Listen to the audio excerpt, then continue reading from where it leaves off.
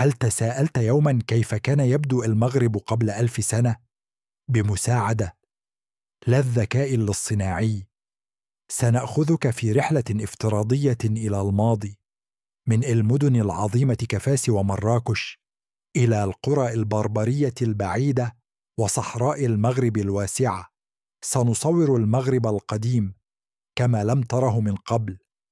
حوالي سنة 2025 ميلادي كان المغرب تحت حكم سلالة المرابطين.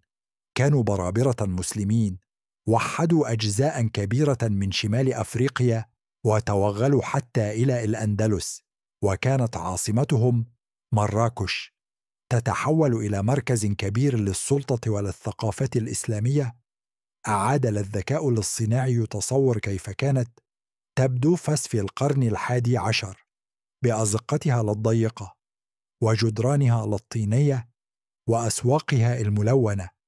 كانت فاس مدينة ناشطة بالعلم والتجارة، وكانت مراكش تضم مساجد في تطور وحدائق نخيل ومعمارا متأثرا بالصحراء. كان الناس يرتدون الجلابيب التقليدية والعمامات، ويتنقلون على الحمير أو على الأقدام، وكانت الأسواق صاخبة ممتلئة بالألوان والروائح وأصوات الحرفيين والتجار. كانت الحياة تدور حول المساجد والعائلة والزراعة الموسمية.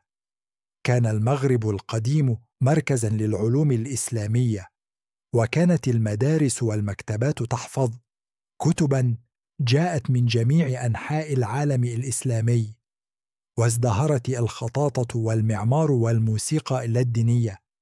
خارج المدن كانت القبائل البربرية تعيش في المناطق الجبلية والصحراوية، وكانوا يمارسون الترحيل للرعوية وينتقلون مع الفصول لبحث عن الماء والمرعى.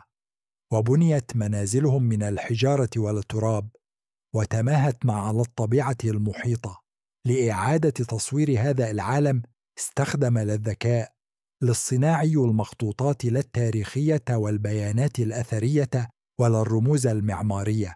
لم يكن الهدف تخييل الأمور، بل تقديم نظرة واقعية لكيف كانت الحياة.